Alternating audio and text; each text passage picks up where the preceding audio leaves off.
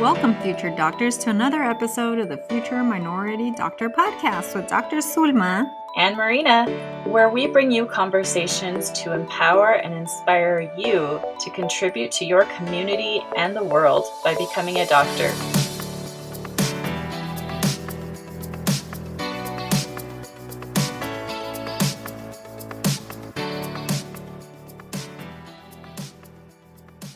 Hello again, future minority doctors. So glad you joined us today again. Today we will be talking about how in the world you can get started on your road to being a doctor if you are in high school.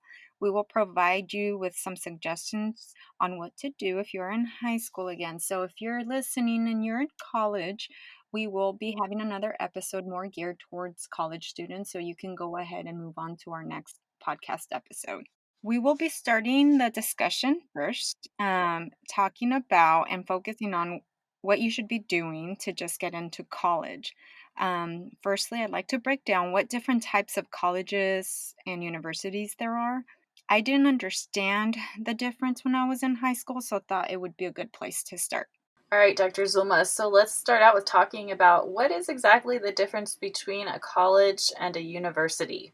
So, most states have different types of colleges or universities that you can apply to. And I just want to clarify this. Colleges and universities are often used interchangeably, and they can mean the same thing. There's different paths you can take to get a college degree. The different possibilities are going to be community college or junior college, which are the same thing, a state university, and then some states have an additional group of universities under a different state system. For example, in the state of California, we have the state university system, but we also have the UC school system. And UC meaning University of California. And then there's private universities as well. All right, thanks for clarifying that. What about a community college or junior college? What is that compared to a university? So, community college or junior college, again, they're basically the same thing. The words are used interchangeably. These colleges are for all students, regardless of your GPA in high school. The only requirement is that you have a high school degree or a GED. You cannot get a bachelor's degree from the community college, which is a degree that you need to apply to medical school. These colleges serve more as a bridge to getting you into a four-year university to get the degree you need for medical school. Ideally, the thought is you go to this college for 2 years and fulfill some university requirements so you can then apply to a four-year university to get that degree. Some people choose this route because high school grades were not so great to get directly into a four-year university, but there are some other students that choose this route because of financial reasons or personal circumstances. Some students may have the grades to get into a four-year university directly, but may choose to do this option to spend less money on college. I will add, however, the risky part in choosing this option in order to spend less money on college, especially for those that are first-generation college students, you risk the chance of staying there too long or not finishing.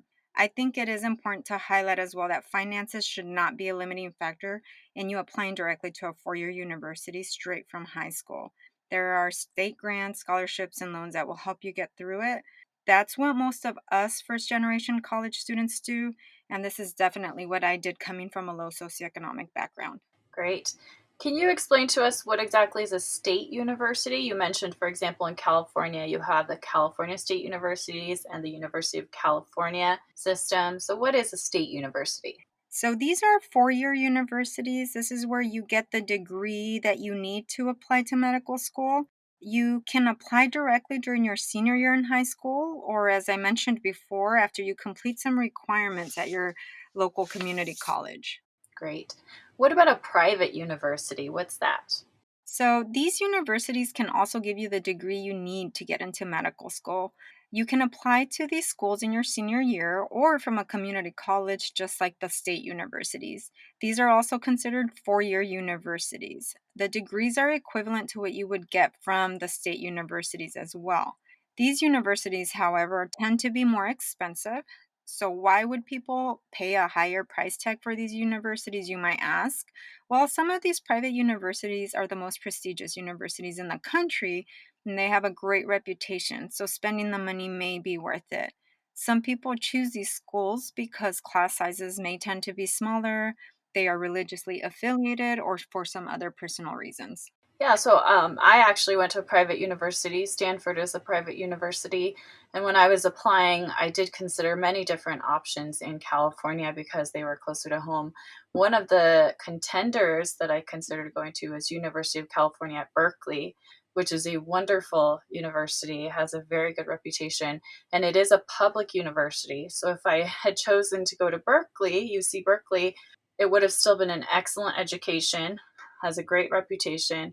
It would have been less expensive, um, but for whatever reason, I chose to go to Stanford.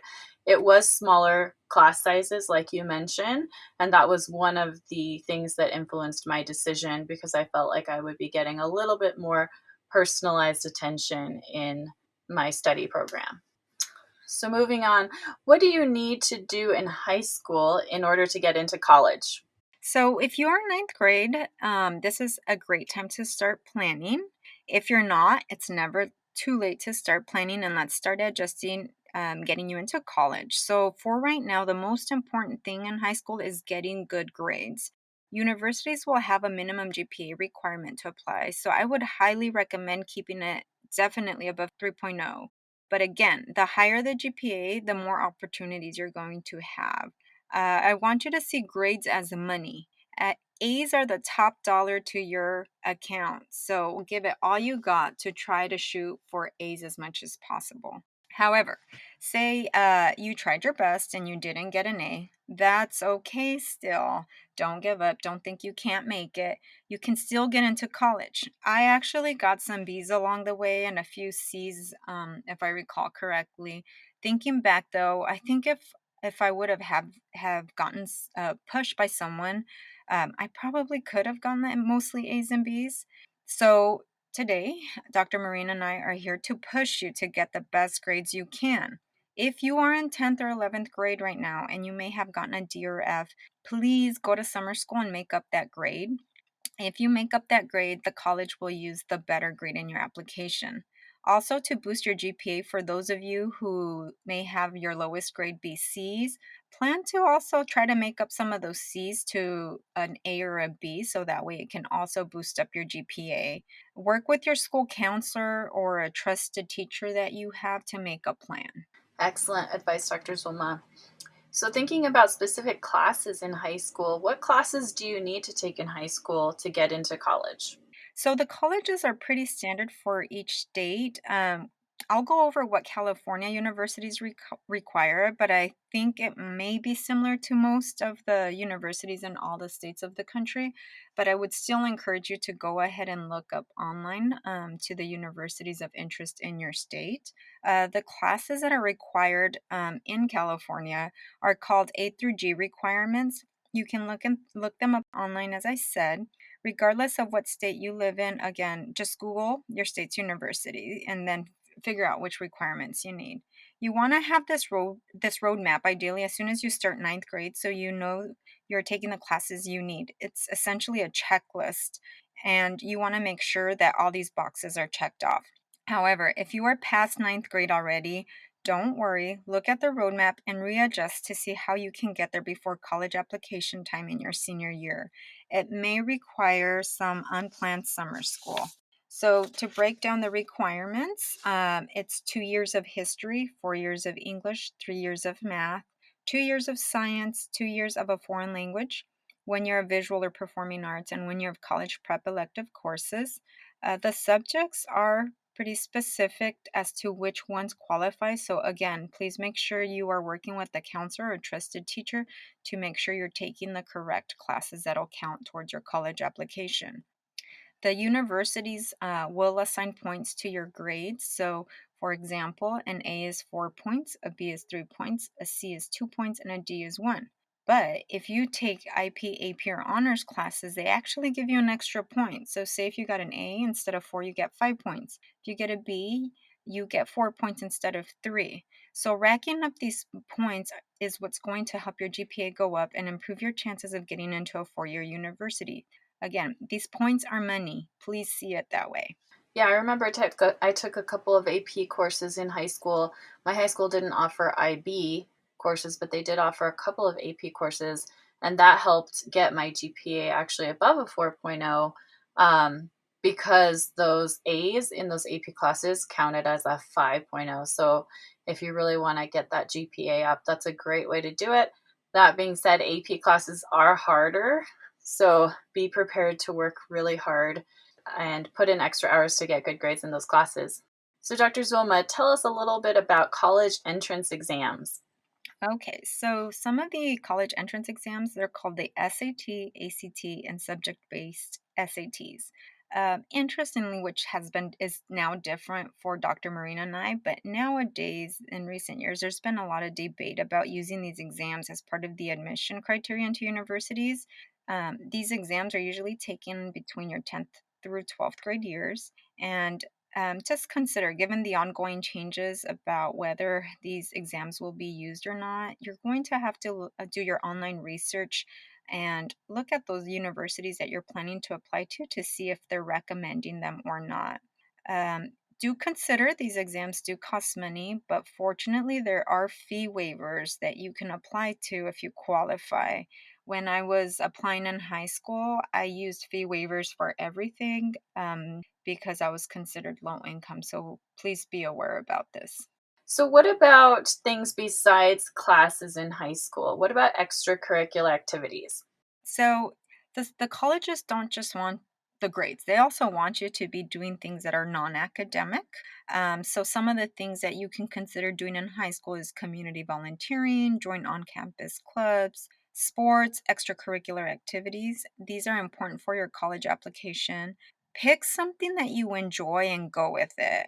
And then the other thing is, I would also recommend that if you do volunteering, keep a notepad where you write down these activities you volunteered in and the date. You want to document it because if you do a volunteering activity in ninth grade, you will forget by the time you're in 12th grade and it's time to apply. I would also keep a list of anyone who you may come in contact while you're volunteering or doing an activity that you connected well with, who can write you a letter of recommendation later on. Write down their names, phone numbers, email, so 2 to 3 years later, if you need to, you can contact them. Some of the things that I did while I was in high school, I danced. I did an on-campus organization that was called Key Club, where they did a lot of community volunteering as well. I helped out soup kitchens. I don't know, Dr. Marino, what did you do in high school that was non-academic? I remember right after ninth grade, I decided I wanted to join a sport. And so I went to try out for the volleyball team. Now, I had never played volleyball before, so it was kind of like putting myself out there to try out for volleyball. Then I went to a week of tryouts, and it turned out I did not make the team. So I was a little bummed about that. But I heard that the cross country team was starting early morning practices, and that you didn't have to try out to be on the team. You just had to get up at 5:30 every morning and go running with the team. So I decided to do that. So I ended up running cross country and track for 3 years. I also joined a couple of clubs. One of them was the Future Business Leaders of America. They had a great advisor. They had a lot of fundraisers. They went to a lot of conferences, and I stuck with that club for about 4 years for all of my years of high school. That was a great introduction to kind of the world outside of my high school because we would go to regional conferences and state conferences, and there were competitions involved as well that helped elevate some of my skills. So mostly I did that. Mostly I did those two. There were a couple of other things I did. 1 year of mock trial, which was stepping outside of my comfort zone and getting good at public speaking. I also was pretty involved with my church, and so I would do a lot of service activities through my church as well. That's great. So, as you can tell, there's a lot of different type of non-academic activities you can be involved in. And just recalling back as I'm hearing Dr. Marina, I was part of MedChat on my campus. I was even part of the Black Student Union and did several activities with them as well. So, any non-academic activity that they have on campus at your high school will be good to just put on your college application. Yeah. And you mentioned you did dance. I did running. If you really hate sports or athletic activities, you don't have to do them, but I think that there are benefits to doing something physical. It helps challenge you in a different way. It keeps you healthy. So if that's your thing, go for it. If it's really not your thing, find something else where you can develop a passion. Definitely agree. All right, Dr. Sloma. So, how do you know if a college or university is right for you? So, ask around. I would definitely recommend. But the other thing that you can do is you can visit college campuses to get a feel of the school.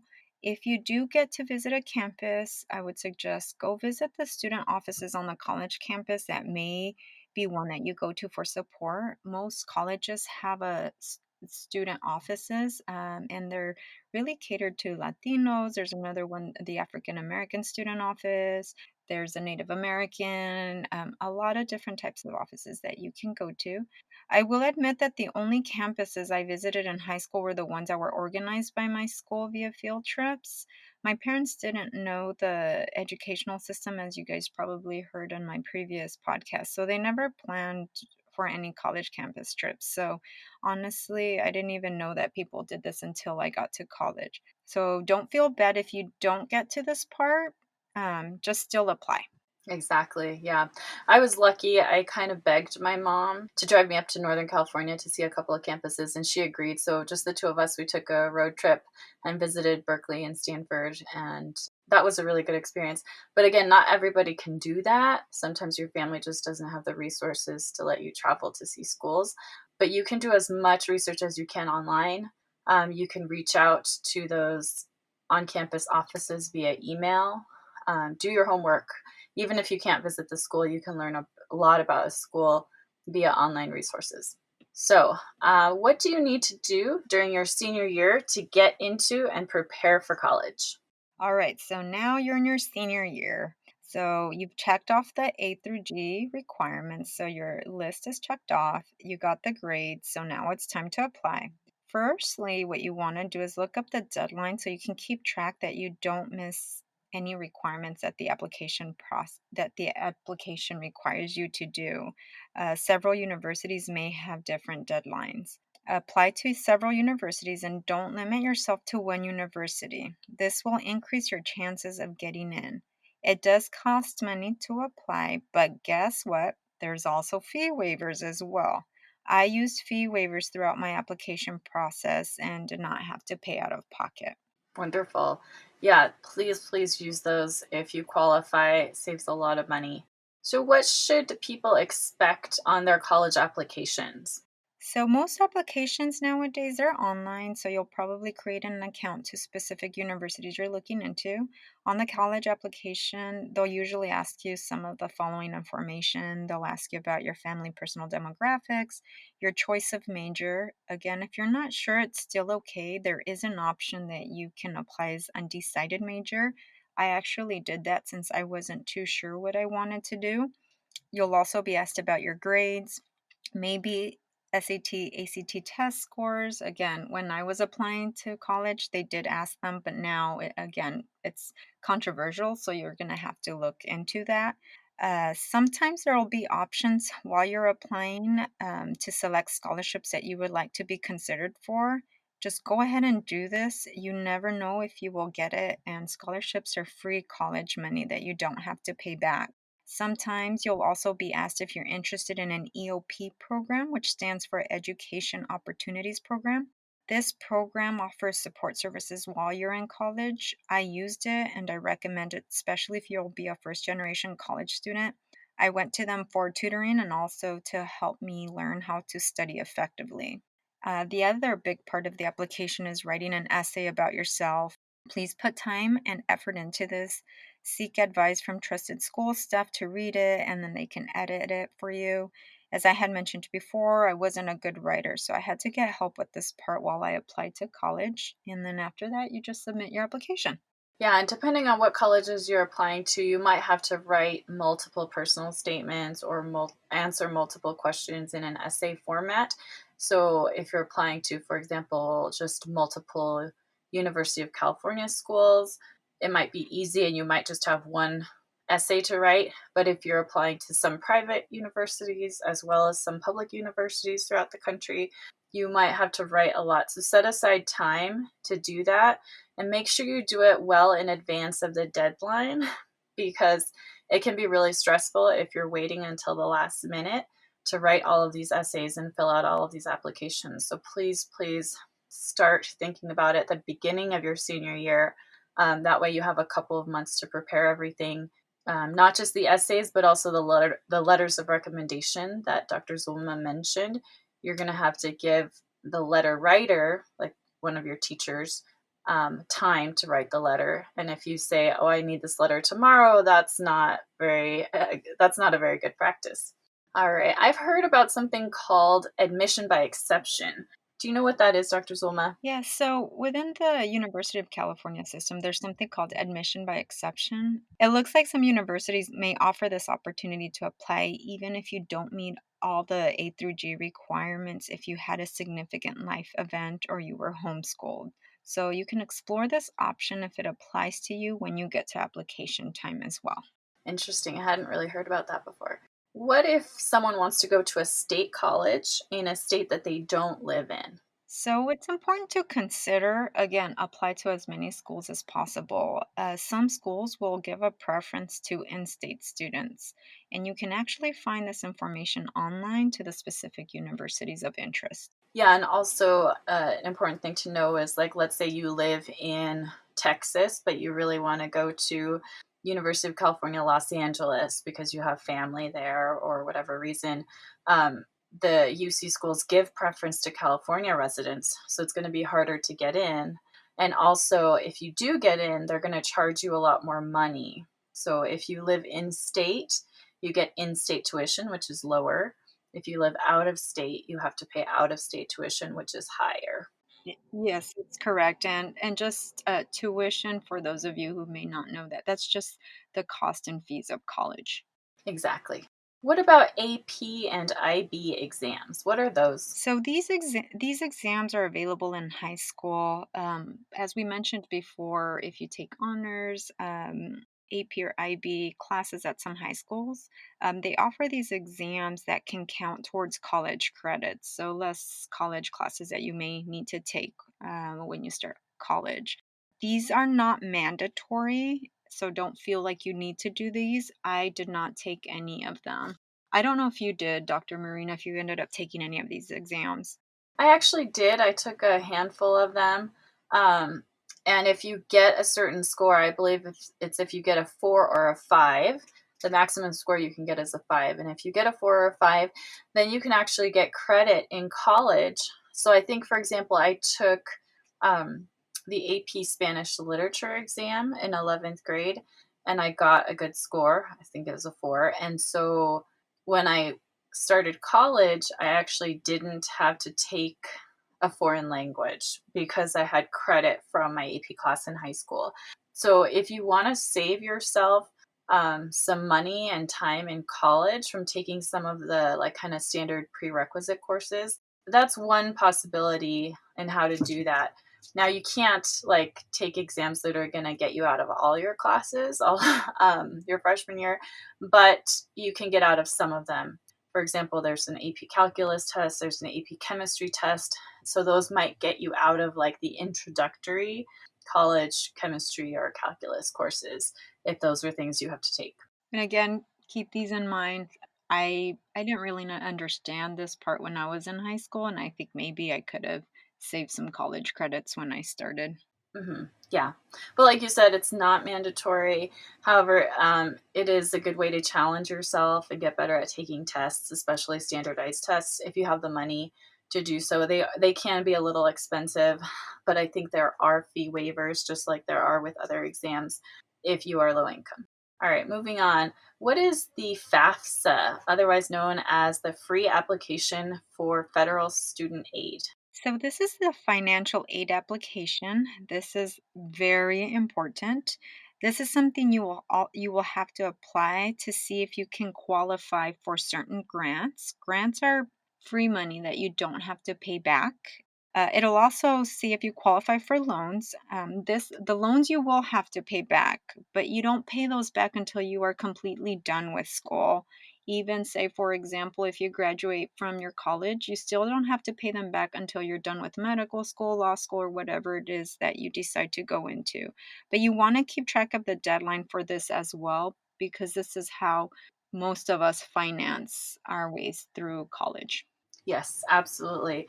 I remember my parents looked at the estimate of how much it would cost for me to do my first year at Stanford, and they were horrified. It was like basically as much as they were making per year. And luckily, through the FAFSA system, I was able to get a lot of grant money. And again, grants are free money that you don't have to pay back.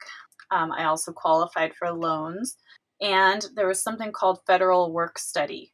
So, based on your parents' income and your ability to pay for college, you might qualify for some money. Basically, it's money that the federal government gives to the school in order for them to pay you to work somewhere. So, some people, for example, get a job working at the library and they work 10 or 20 hours a week at the library. And it's that federal money that helps the school pay you for that work. Some of the things I did through federal work study were like working in a lab, cleaning lab equipment. Another one was like working kind of like as an administrative assistant in one of the psychology offices.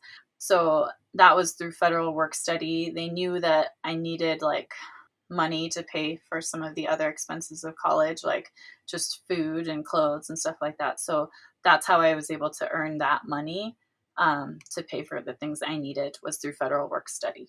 Yeah, I did the work study as well. I would work about 10 hours a week at an elementary school providing tutoring services. So, Hmm. definitely, as Dr. Marina said, is a huge benefit. FAFSA was very important to me as well because my parents contributed nothing out of pocket because Uh-huh. they couldn't afford it. So, all of my financing came through FAFSA, either Mhm. grants, scholarships, and loans. Yeah, same here. I think my parents were only able to put in like $1,000, a year, Mhm. but the rest of it came from those grants, loans, and Mhm. federal work study. So I'm really grateful for that. One thing to know is the application is a little bit of a pain because you do have to sit down with your parents and ask them for information from their most recent tax return. So make sure you set aside time for that to sit down with your parents because you're not by yourself going to have all the information necessary to fill out that application. So again, give yourself time to fill it out. Make sure you do not miss the deadline because that's where the money for college is going to come from, most likely. Definitely. Okay. So what about college scholarships? I know a lot of students get supplemental money to help pay for college through scholarships. All right. So I strongly encourage you to do online searches for scholarships and specifically scholarships for minority students. Again, scholarships are free money for college. You do not have to pay this money back. This usually involves an application, an essay, and sending your school grade transcripts.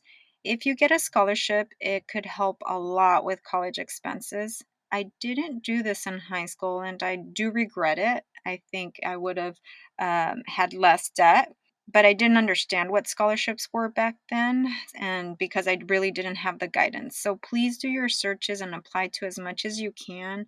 And if you do a quick Google search, you will see the long list of available scholarships that you can apply to. I totally agree with you. I did not do as much as I could have when it came to pursuing scholarships. And partly it was because, senior year can be really busy. If you're doing like sports, extracurriculars, classes, applying to college.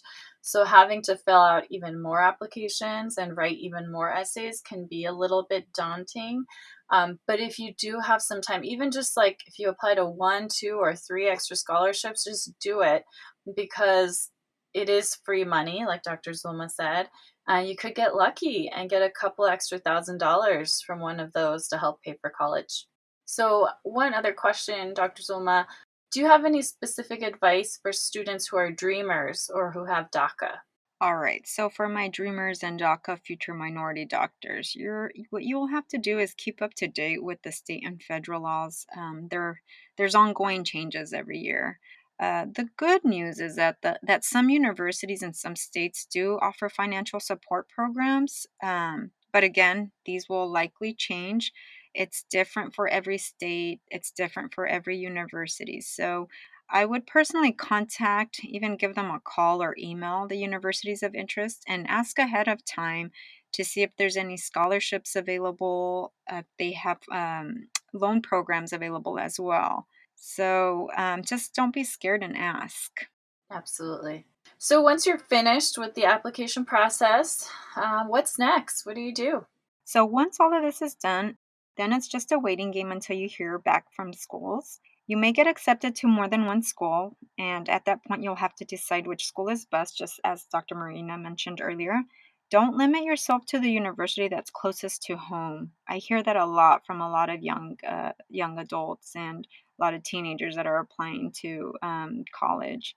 And some of our cultures, our parents will really push for the kids to stay home when it may not necessarily be the best university option to get you to your ultimate goal. Really consider picking the university that will most offer opportunity later. I say this because medical schools, they do look at what university you come from. So you want to make sure if you have the option to pick a good one. On the flip side, if you get only one acceptance, so be it, just go there. And this was my case. I applied to only UC schools and I only got accepted to one. And then if you don't get accepted into any of the universities, then plan B kicks in and you get yourself into a community college with the goal of transferring to a four-year university. And again, if there's a will, there's a way, and the way is you don't give up. Absolutely. I couldn't agree more. I think, there are as many ways to becoming a doctor as there are people in this world. Nobody's path looks exactly the same. And if you're the kind of person that's like really motivated in high school, getting straight A's, great. Like apply to lots of universities, go to a four-year university. If you struggle in high school and you end up having to start out at a community college, there's nothing wrong with that. Just make sure that you are working as hard as you can, trying to get those good grades, trying to transfer to a good four-year university, do the best you can, and that's all you can do. That like Dr. Zulma mentioned, medical schools do tend to look at the university you come from. Unfortunately, there's bias within the system, and medical school admissions committees don't always understand the socioeconomic factors and challenges that minority students face. So that doesn't mean that you have to go to a certain school, but just keep that in mind. If you have a choice between schools, go to the school that's really going to be better for your education overall and for your chances of getting into medical school. And I also agree with Dr. Zulma's observation that unfortunately, some students are being discouraged by their families from moving away from home. But you really need to consider this, like what's best for you and your family in the long term. So maybe in the short term, you feel guilty that you're not going to be at home to help your mom or your dad with stuff. But in the long term, are you going to be better able to help your parents and your family because you have a good education and you become a physician? So you have to really not just look at the short term, but look at the long term and what's better for you and your family in the long term. Definitely. And it's also normal to feel scared of leaving home. This will be the first time that you are not at home if you're going to go to an away campus, as Dr. Marina and I went to. So the fear factor is definitely going to be there. I think everyone feels it. You're, for the most part, going to a school and starting a new life where you know absolutely no one. But just remember, for the most part, everybody feels the same way. So everybody is there alone, starting something new, and you're going to be there to meet your likely lifetime friends in college as well.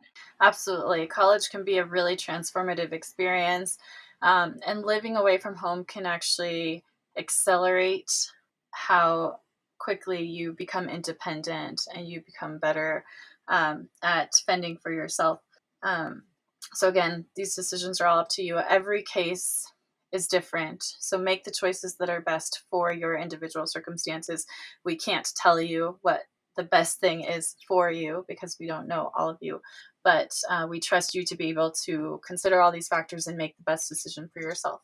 Thank you so much for listening today. We hope this was helpful for you if you're still in high school and looking forward to going to college. Please send us questions you might have. If you want us to answer other questions you might have about what to do in high school or how to get into college, please go to our webpage at futureminoritydoctor.com. Click on the Contact Us page and submit your questions. We would love to answer them in future episodes. Also, if you have any other feedback regarding our podcast so far, feel free to contact us. In our next episode, we'll be talking more about the college process and what it takes to get into medical school and residency and all the stuff after that, starting in college. So we hope you'll join us next time as well. And again, thank you for your support. We love seeing all the new members that are joining us, and please spread the word. Spread it to family members, to your friends, even if you have high school counselors, let them know about this so that way they can share this with others who might be in your situation right now that are wanting to be future doctors as well.